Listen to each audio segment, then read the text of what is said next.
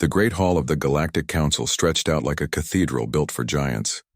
Thousands of alien representatives filled the curved rows of seats, their bodies ranging from insectoid to gaseous, from reptilian to forms that defied human description. At the center of it all stood Ambassador Park Ji-woo, her hands clasped behind her back to hide their trembling. She had practiced this speech for months. Earth had waited 152 years for this moment. Every word mattered. "Honorable members of the Galactic Council," she began, her voice steady despite the weight of billions of human hopes resting on her shoulders. "Humanity comes before you today with a simple request. We have served faithfully as probationary members for over a century and a half. We have followed every rule. We have paid every tax. We have sent our sons and daughters to fight in your border wars. We have shared our medical technology freely, saving billions of lives across the galaxy. We ask now for what we have earned: full membership status and equal representation in this council." Captain Lee Doyen watched from the observation gallery above. His military uniform felt too tight. He had commanded the human diplomatic vessel for 6 years, and in that time he had seen his people treated like children at best, like servants at worst. Today would be different, he told himself. Today had to be different. Dr. Choi Minji sat beside him, her tablet displaying real-time translations of the alien responses. She was humanity's best xenobiologist, an expert in council politics. Her fingers flew across the screen, analyzing every flicker of movement in the chamber below. "The Valkyrie are signaling negative," she whispered to Doyen. "So are the Thrain." The Borvak look. Amused. Doyen's jaw tightened. The Valkyrie Dominion had founded the Council 3,000 years ago. They were insectoid creatures with crystalline exoskeletons, and they had never hidden their belief that younger species should serve their betters. The Thrain Collective was worse, telepathic beings who considered non-telepathic species barely sentient, and the Borvak hegemony were warriors who respected only strength. The High Speaker of the Valkyrie rose from his ornate throne. His translated voice echoed through the chamber like breaking glass. "The Council has reviewed humanity's petition. We acknowledge your contributions, however. The Council has determined that humanity is not yet ready for full membership." Jiwoo's expression didn't change, but Doyen saw her fingers curl into fists behind her back. "Furthermore," the High Speaker continued, "the Council has identified concerns regarding human military expansion. Therefore, we are implementing the Guardian Protocol. Effective immediately, humanity will surrender all military vessels operating beyond their home solar system. Council peacekeepers will be stationed in human territory to ensure compliance and provide protection." The words hit like a physical blow. Doyen stood up, his chair scraping loudly. Several alien heads turned toward him. Minji grabbed his arm, pulling him back down. "They can't do this," Doyen hissed. "This isn't protection. This is occupation." "They can do whatever they want," Minji replied, her voice bitter. "They have the votes." In the chamber below, Jiwoo raised her voice. "The Guardian Protocol violates the founding principles of this council. Every member species maintains sovereignty over their own territory. You're asking us to surrender that right." "We are not asking," the High Speaker said flatly. "The vote will now commence." Alien representatives began pressing buttons on their consoles. The massive display screen showed the tally climbing. 847 votes in favor, 3 against. Only humanity's few allies, small species who knew what it meant to be powerless, stood with them. The protocol passed. Jiwoo stood frozen at the center of the chamber. Doyen could see the defeat in the set of her shoulders even from this distance. She had believed in the council. She had spent decades working within the system, convinced that patience and diplomacy would win humanity's place at the table. Now that faith lay shattered on the marble floor. "This session is concluded," the High Speaker announced. "Human delegation, you have 60 days to comply with the Guardian Protocol. Council peacekeepers will arrive at Earth within the week." The chamber began to empty. Alien representatives filed out in groups, many of them laughing and chattering as if they hadn't just stripped an entire species of their freedom. To them, this was routine business. To humanity, it was everything. Do-yoon met Ji-woo at the exit. Her face was composed, but he saw the fury burning in her eyes. Commander Kang Si-woo joined them moments later. He led Earth's military intelligence, and unlike Ji-woo, he had never trusted the Council. "Not here," Si-woo said quietly, glancing at the security monitors tracking their every move. "The ship." They said nothing during the transport back to the Perseverance. Only when they were sealed in the conference room, behind jammers that blocked Council surveillance, did anyone speak. "They planned this," Si-woo said, pulling up holographic displays. "I've been monitoring Council communications for months. This vote was decided before you ever gave your speech, Ambassador. They never intended to grant us full membership." "But why?" Minji asked. "We've done everything they asked. We've been model citizens." "That's exactly why," Si-woo replied. "We're useful. Human technology is advancing faster than any species in Council history. Our medical innovations, our engineering, our tactical thinking. They want all of that, but they don't want us as equals. They want us as controlled assets." Ji-woo sank into a chair. For the first time since Do-yoon had known her, she looked defeated. "So what do we do? If we refuse the protocol, they'll consider it an act of war." "We comply," Si-woo said. Publicly, Do-yoon's head snapped up. "You can't be serious." "Publicly," Si-woo repeated, emphasis on the word. "We give them our ships beyond Sol system. We accept their peacekeepers.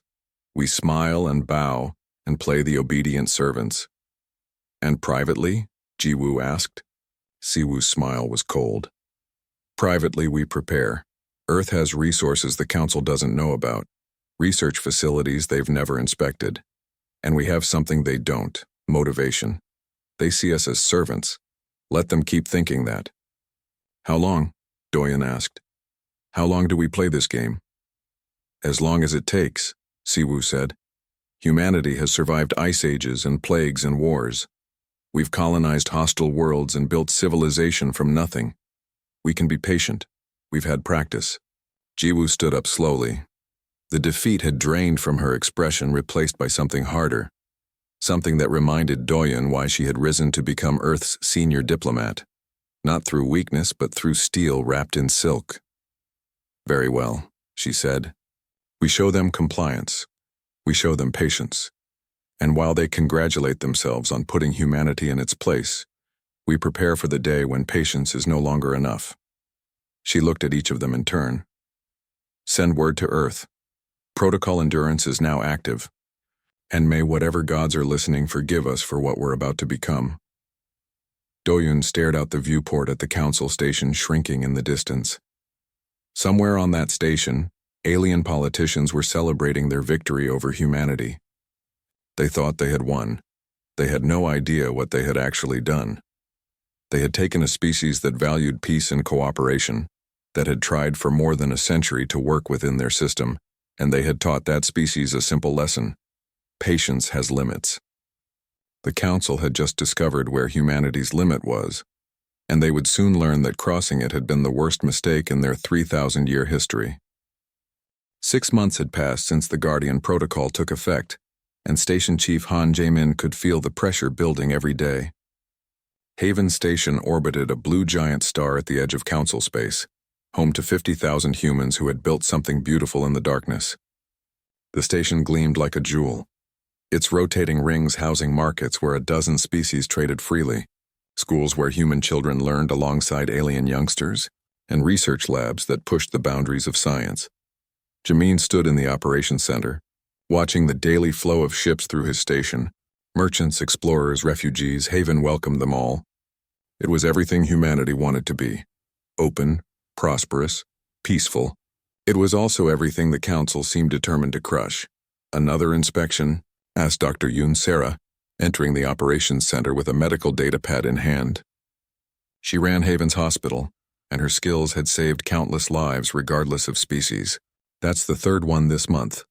"4th, Jamin corrected, his eyes fixed on the sensor display. "Council peacekeepers. They're demanding immediate docking clearance."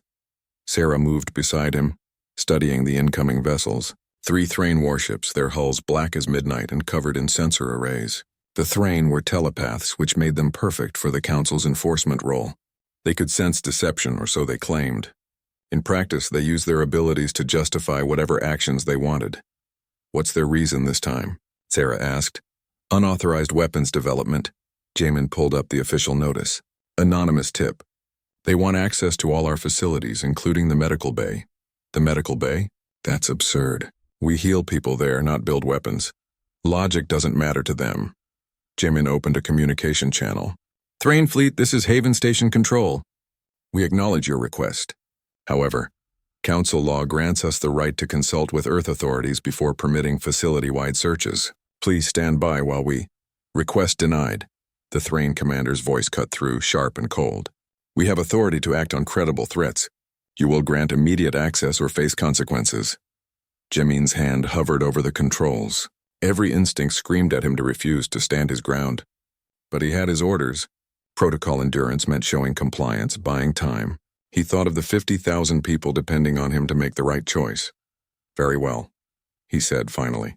Docking Bay 7 is open, but I must protest this violation of the transmission cut off. Jamin watched the Thrain ships surge forward, their docking approach far more aggressive than necessary. They weren't here to search. They were here to intimidate. Captain Shin Hyunwoo was unloading cargo in Bay 12 when the alarm started. He was a merchant captain, one of thousands who made their living trading between the stars. He was also a veteran of the border wars, and he recognized the sound of troops deploying in combat formation. Lock down the ship, he told his crew, and start recording everything. Something's wrong. Through the bay windows, he saw armored Thrain peacekeepers flooding through the station corridors. They weren't moving like an inspection team. They were moving like an invasion force.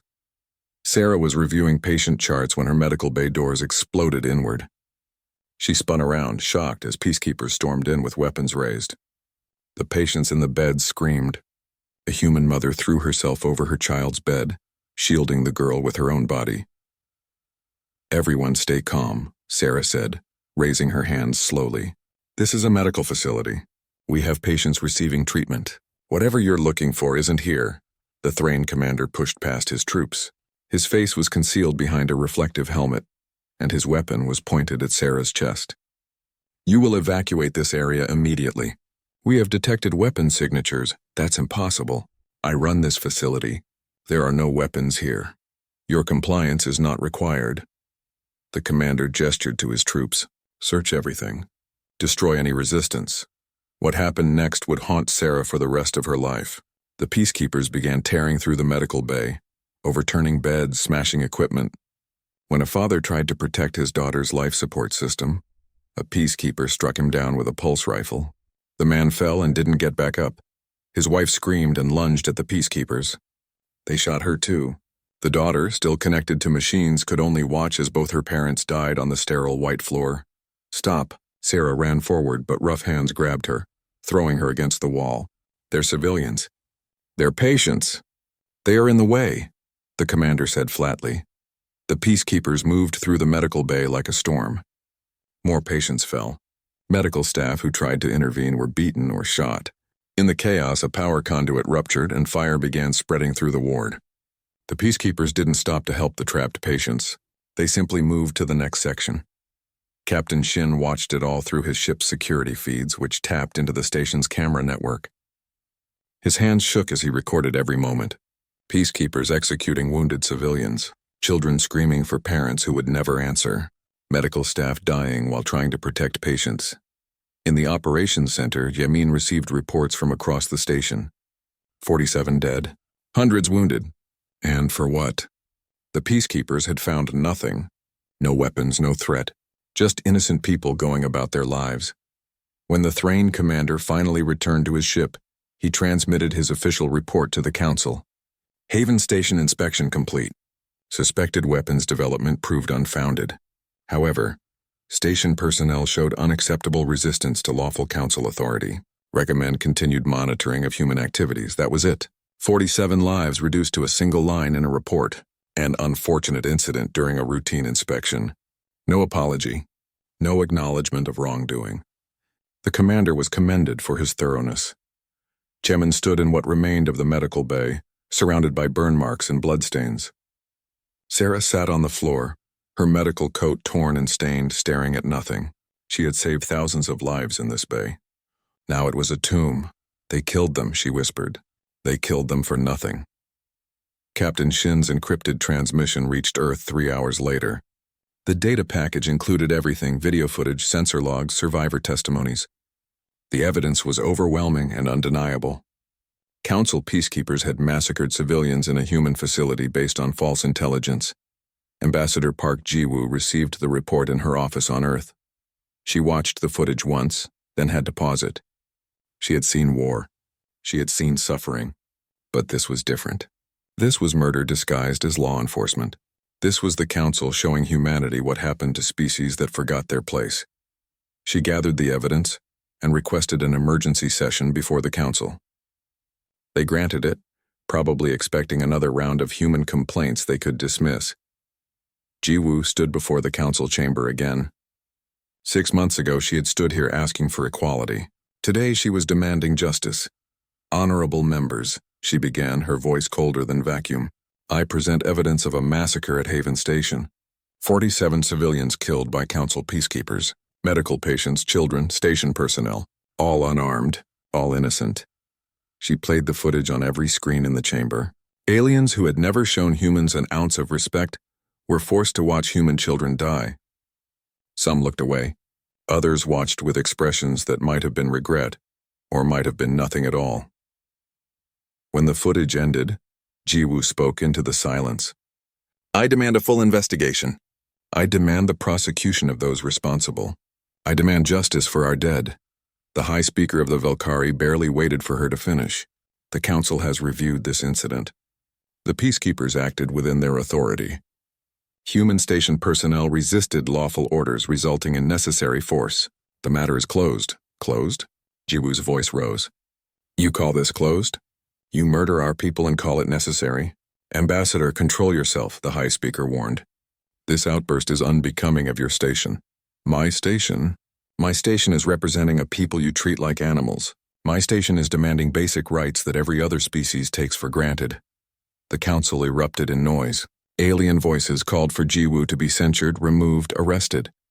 The High Speaker's gavel crashed down repeatedly. The vote was swift. Dismissed, 823 to 27. Not only would there be no investigation, but the Council voted to expand the Guardian Protocol. More peacekeepers would be deployed to human space. More restrictions would be implemented. The Thrain commander received a commendation. Ji-woo left the chamber without another word. There was nothing left to say. The Council had made their position clear. Human lives didn't matter. On Haven Station, Station Chief Han Jaemin received a priority transmission from Earth. The encryption was the highest level. The message was brief. Protocol Endurance Phase 2. Stand by, do not retaliate. Help is coming. He looked around at his damaged station, at the memorial wall already being built for the dead. 47 names that would never be forgotten. 47 reasons why humanity was done being patient. Captain Shin Hyun-woo prepared his ship for departure. His cargo hold was empty, but his data storage was full. Every piece of evidence, every moment of the massacre backed up 100 times over. 3 years had passed since the Haven Station massacre, and the galaxy thought it knew humanity. They were the patient ones, the compliant ones, the species that absorbed insults and injuries without fighting back. Every new restriction, every arbitrary rule, every casual violation of their rights, humans accepted it all with quiet dignity. What the galaxy didn't know was that humans had been preparing. Admiral Song Min-ho stood on the bridge of the warship Defiance, watching his crew run through combat drills. The ship didn't officially exist. None of his fleet existed in any council registry. 500 warships built in secret across a dozen hidden shipyards, crewed by volunteers who had officially died in accidents or disappeared on frontier worlds. The Ghost Fleet, they called themselves. Humanity's hidden sword. Admiral, we're receiving the signal from Mars, his communications officer reported. Governor Yejin confirms all shipyards are at maximum production. Another 40 ships will be ready within the month. Song Min-ho nodded. Mars had transformed itself into a fortress over the past 3 years. On the surface, it looked like a peaceful colony. Beneath the red dirt, Massive shipyards operated around the clock. The council monitors stationed in human space never suspected a thing. They saw what they wanted to see, humans behaving themselves. "Any word from Agent Bayek?" Song Minho asked. She transmitted 6 hours ago. "All council military codes successfully copied. We have their fleet positions, communication protocols, and defensive strategies." Agent Baek Jin was the most dangerous person the council had never heard of. She worked deep inside council bureaucracy, a human liaison that alien officials barely noticed, while they discussed strategy in her presence. Assuming she was too insignificant to matter, she was stealing every secret they had. She had been preparing for 3 years, just like everyone else. On New Sol Colony, 10,000 light-years from Earth, life continued as normal. The colony was humanity's pride, a thriving world with 3 million inhabitants, beautiful cities, and thriving culture. Dr. Choi Minji was visiting for a xenobiology conference, presenting research on cross-species medical compatibility. She was in the conference hall when the alarm started. Everyone remained calm. The colony security chief announced, "We have unknown vessels entering orbit. This is likely a routine inspection." But the sensor officer's face had gone pale. "Chief, those aren't council peacekeepers. Those are Borvac warships, 20 of them. The Borvac hegemony were warriors who believed strength was the only virtue. They had pushed the boundaries of council law for years, raiding border worlds and taking what they wanted. The council always looked the other way. After all, who would stop them? The lead Borvac ship broadcast on all frequencies. "Human colony, this is War Master Krell. Under council law, we are exercising our right to acquire labor assets from probationary species. You will assemble all colonists in designated areas for processing. Resistance will be met with lethal force." The words took a moment to sink in. Labor assets. They meant slaves. "They can't do this," someone whispered. "The Guardian Protocol doesn't explicitly forbid enslavement," the security chief finished, his voice hollow. They checked. They found a loophole. The Borvac ships began landing. Their troops poured out, heavily armed and eager. This was a species that lived for conquest. To them, humans were just another resource to exploit. Captain Lee Doyun's ship, the Perseverance, was in orbit around New Sol when the Borvac arrived. He immediately tried to intervene, but his weapon systems wouldn't respond. Council monitors aboard his vessel had locked them down. "Override the lockdown," he shouted at his weapons officer. "I can't, sir. The council monitors have root access to all our systems. If I try to force it, they'll shut down the entire ship." Doyen could only watch as Borvac troops began rounding up civilians below. Men, women, and children herded like animals into transports. He saw Dr. Choi Minji in the crowd, her hands bound, being shoved toward a slave ship along with thousands of others. "Get me a channel to Earth," Doyun ordered. "Emergency priority." On Earth, Commander Kang Siwoo received Doyun's transmission. He stood in the war room deep beneath the Pacific Ocean, surrounded by holographic displays showing every human colony, every ship, every resource they had.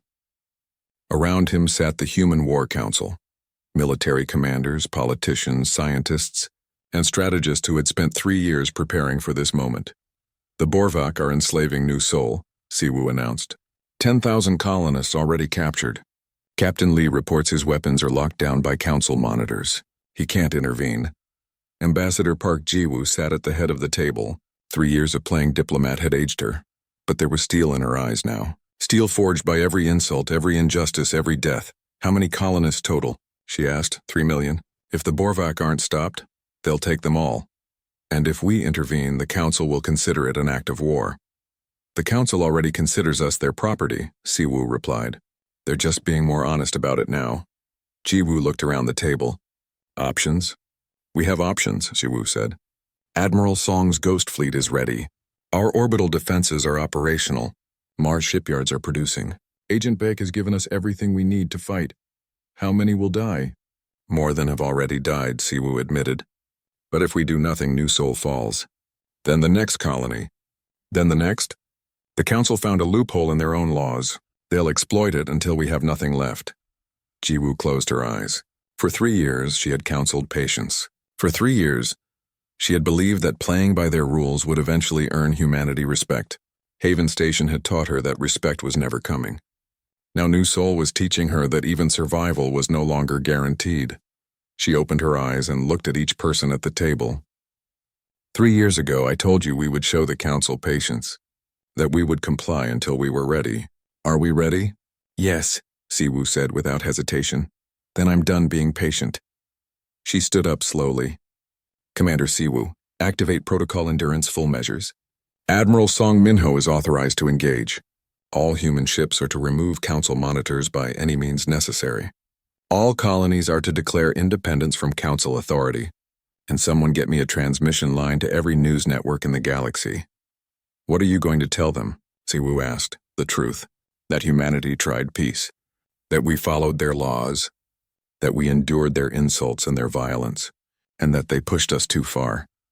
Within minutes, orders flashed across human space. On Mars, Governor Imyajan activated the hidden shipyards. Massive doors opened in the red soil, and warships began rising into space. On Earth, orbital defense platforms that had been disguised as civilian stations suddenly bristled with weapons. And in deep space, Admiral Song Minho received his orders.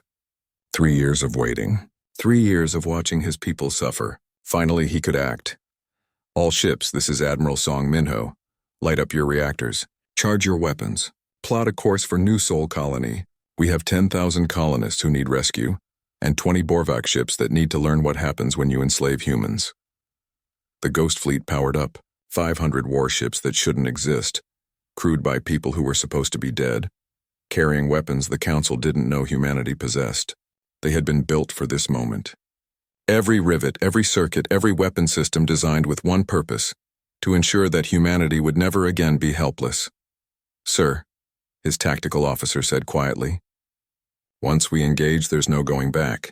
The Council will come for us with everything they have. Let them, Song Minho replied. We tried their way. We played by their rules. They responded with occupation, and now slavery. If they want war, we'll give them war. But we'll do it on our terms, not theirs. He opened a fleet-wide channel. All ships prepare for FTL jump. When we arrive at New Sol, rules of engagement are simple. Anyone trying to take humans as slaves dies. Anyone trying to stop us from rescuing our people dies. We are done asking permission to defend ourselves. 500 ships acknowledged. 500 crews prepared for the battle that would change everything. On New Sol, Dr. Choi Minji sat in the slave transport with hundreds of other humans. Children cried. Adults tried to comfort them. But what comfort was there?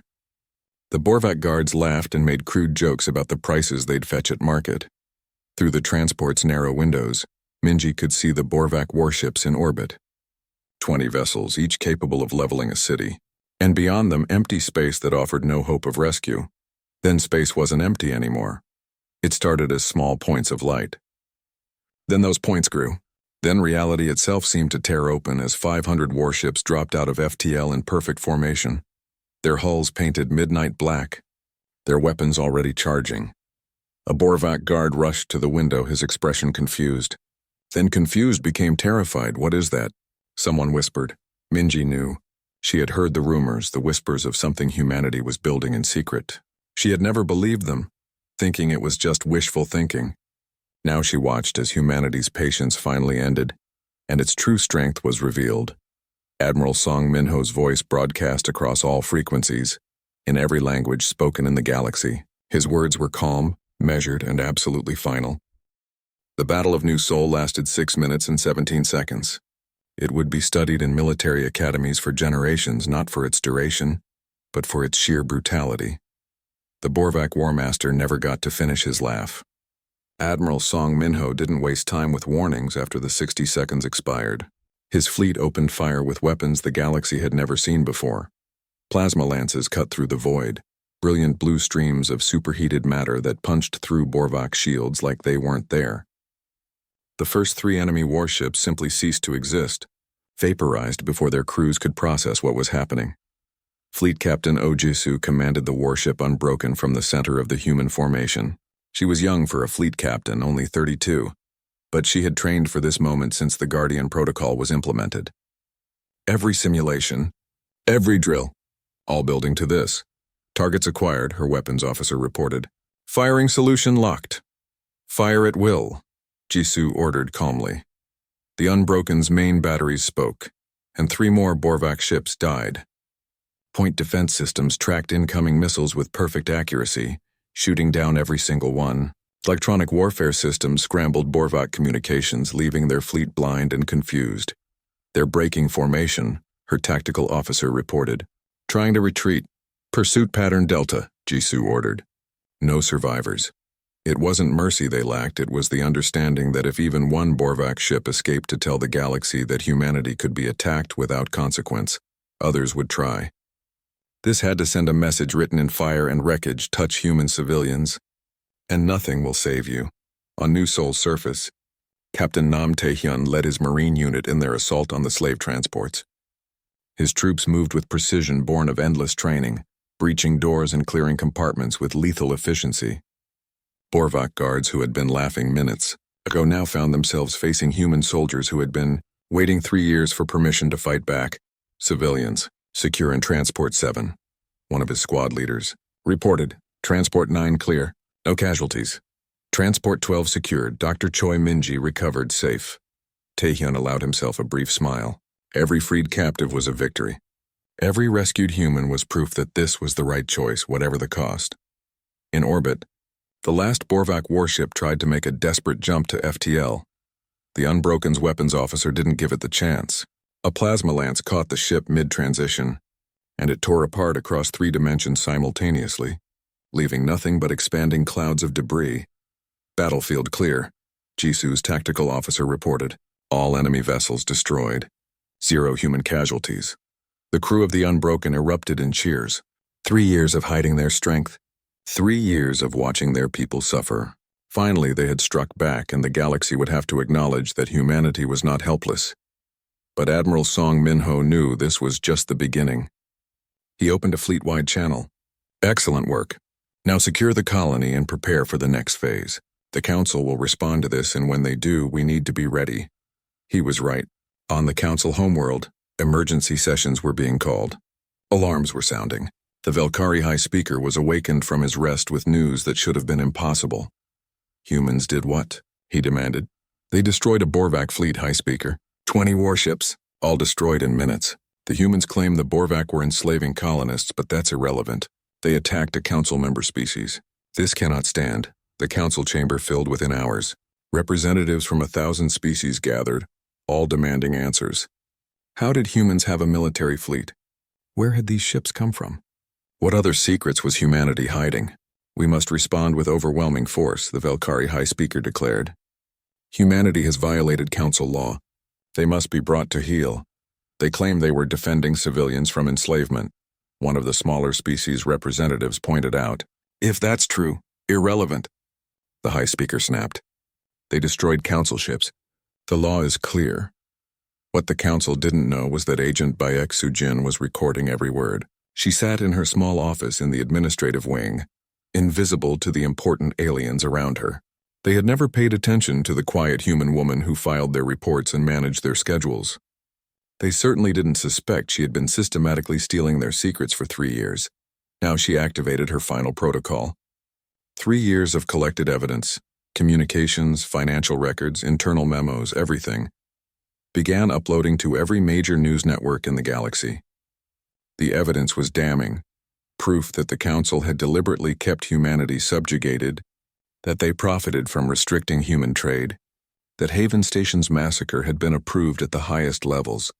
Most damning was a recording of Councillor Velthrak, a powerful Velkari supremacist discussing the Haven Station incident with his colleagues.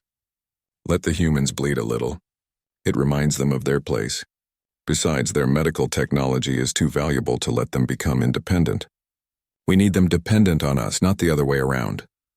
The recording spread across the galactic networks faster than the Council could react.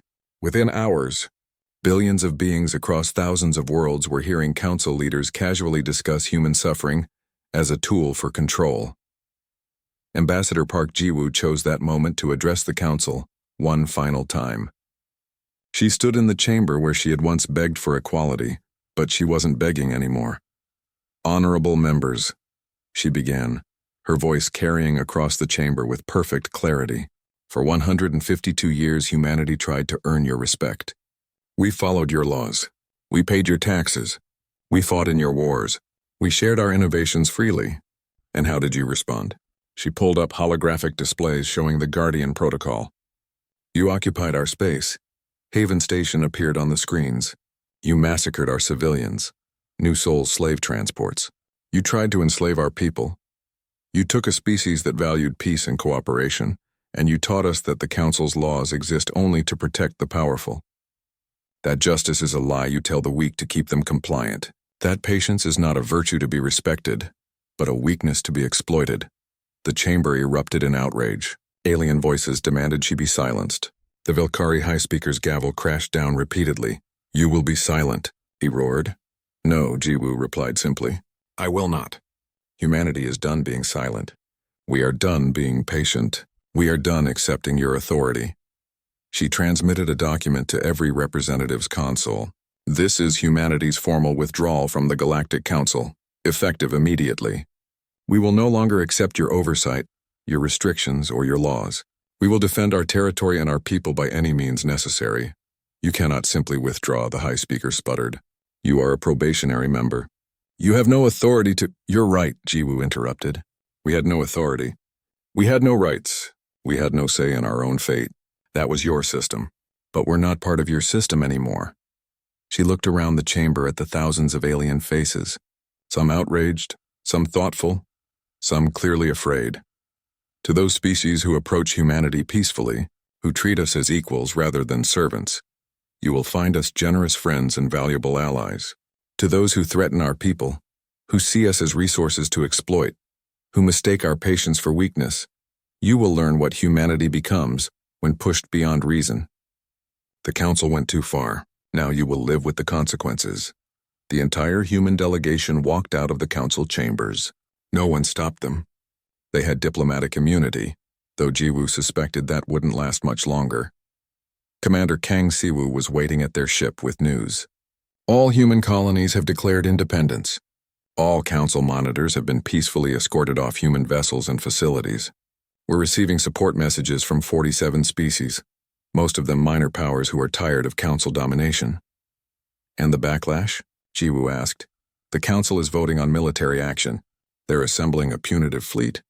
2,000 warships from multiple species. The largest military action in Council history. Jiwoo nodded slowly. She had expected this. The Council couldn't let humanity's rebellion stand without response. If they did, others might follow. 3 weeks. Then we have 3 weeks to prepare. She looked at Siwoo. Can we win? Yes, he replied without hesitation. But it won't be clean. They have numbers. We have technology and motivation. The question isn't whether we can win. The question is what kind of galaxy exists after we do. On Mars, Governor Im Yejin watched another 40 warships rise from her hidden shipyards. On Earth, Admiral Yu Sung-ho activated orbital defense platforms that transformed entire regions of space into kill zones. Across human space, colonies that had seemed peaceful and vulnerable suddenly bristled with weapons. And in deep space, Admiral Song Minho gathered his ghost fleet and prepared for the battle that would determine humanity's future. 500 ships had been enough to destroy the Borvak, but 2,000 Council warships was another matter entirely. He opened a channel to his captains. 3 years ago, we accepted the Guardian Protocol because we weren't ready to fight. Today, the Council is bringing war to Earth because they think we still aren't ready. Let's show them how wrong they are. The Council Armada dropped out of FTL at the edge of Sol system expecting a quick victory. 2,000 warships representing 37 species, the largest military force assembled in 3 centuries. They came to crush human resistance and restore Council authority. They came to remind humanity of its place. What they found instead was a fortress. Every planet in the system was armed. Earth glowed with orbital defense platforms. Mars bristled with weapons that rose from beneath its red surface. The asteroid belt had been converted into a maze of defensive stations, each one capable of taking down a capital ship. And waiting in formation between the Council fleet and Earth were not 500 human ships, but 1,500, with more arriving every hour. President Kwon Ji-young broadcast from Earth on all frequencies. She had been a military commander before becoming president, and she understood what was about to happen. She also understood that humanity needed to give the Council one final chance to choose peace. Council forces, this is President Kwon Ji-young of Earth. You are trespassing in sovereign human territory.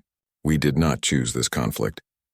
You brought it to our doorstep when you denied us equality, when you massacred our civilians, when you attempted to enslave our people. Leave now, and we will not pursue you.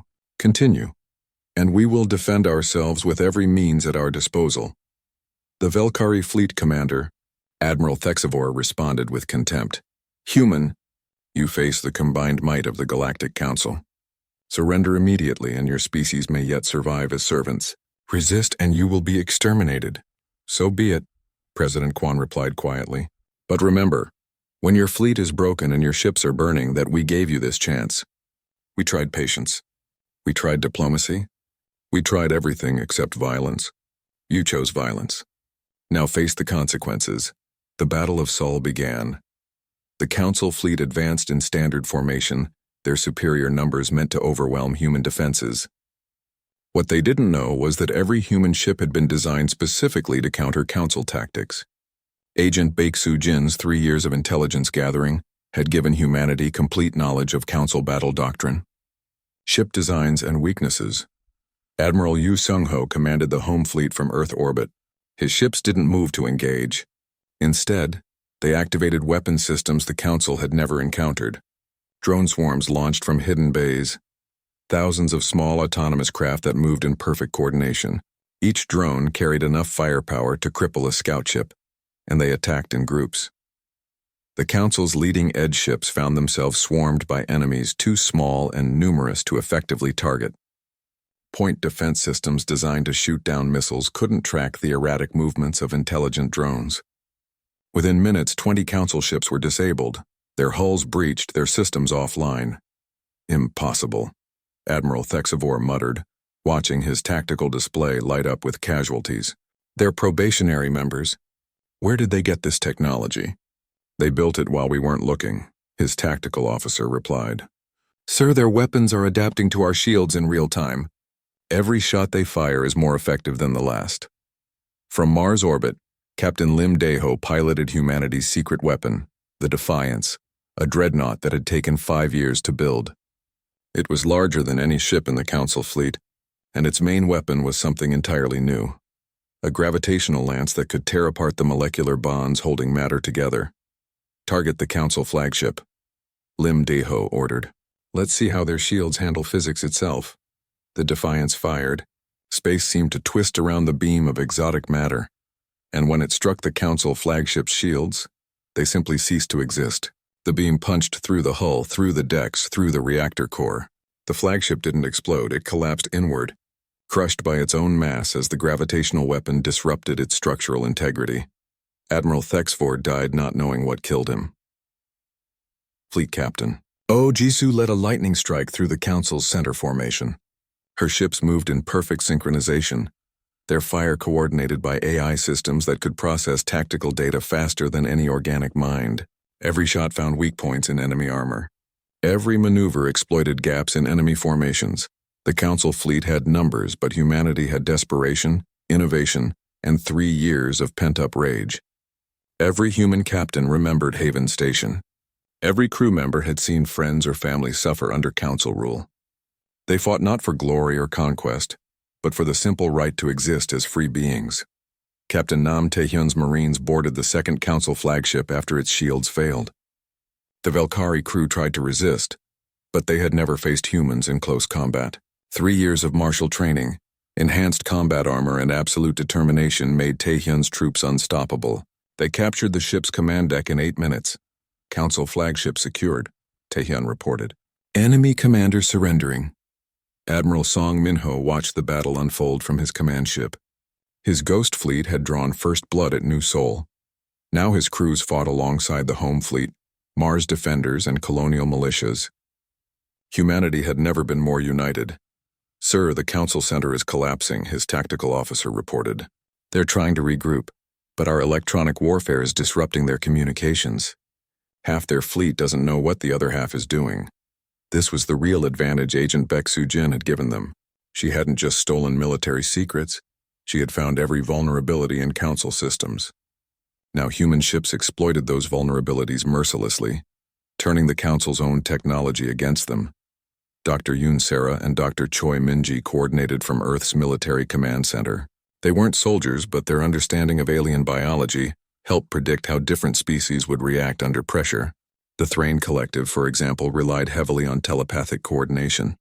Jam their telepathic frequencies, and they became confused and panicked. Activate the PSI jammers near the Thrain formation, Sera ordered. Moments later, dozens of Thrain ships began firing on each other. Their telepathic network disrupted and replaced with false signals. The battle raged for 8 hours. Council ships pressed forward, taking horrific casualties but still advancing through sheer weight of numbers. Human casualties mounted too. Ships died. Brave crews sacrificed themselves to buy time for others. But for every human ship lost, 3 council ships were destroyed. At the 6-hour mark, something changed. Several council species, smaller powers who had never wanted this war, began withdrawing. They had joined the punitive fleet out of fear of the Velkari, not out of genuine belief that humanity needed to be crushed. Now, watching their ships burn, they decided humanity was worth more as an ally than an enemy. The defections cascaded. 1 species withdrew, then 3, then a dozen. The council fleet, once 2,000 strong, began to crumble. By the 8th hour, fewer than 500 ships remained, and those were mostly Velkari and their most loyal vassals. Fleet Captain Ojisu pressed the advantage, her formation cutting through what remained of the council's defensive line. Captain Lim Daeho's Defiance fired again, and another capital ship collapsed into twisted metal. Admiral Song Minho's Ghost Fleet surrounded the remaining council forces, cutting off any hope of retreat. The final council commander requested terms. To all council forces, Admiral Yu Seung-ho broadcast, "You came to Seoul to crush us. You came with overwhelming numbers and absolute confidence. Now your fleet is broken. Return to your worlds and tell them what happened here. Tell them that humanity will no longer accept subjugation. Tell them that we defend what is ours and we do not forgive those who harm our people. But also tell them this: we do not pursue you. We do not seek conquest. We want only what every species deserves: freedom, dignity, and the right to determine our own future. Any species that approaches us peacefully will find us ready to cooperate. Any species that approaches us with violence will find what you found here today." The surviving council ships retreated. 800 warships entered Sol system. Fewer than 400 left.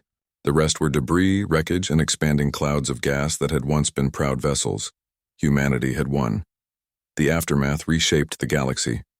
The Galactic Council, once absolute in its authority, fractured. Species that had watched human ships defeat the mightiest armada in recent history began questioning council leadership.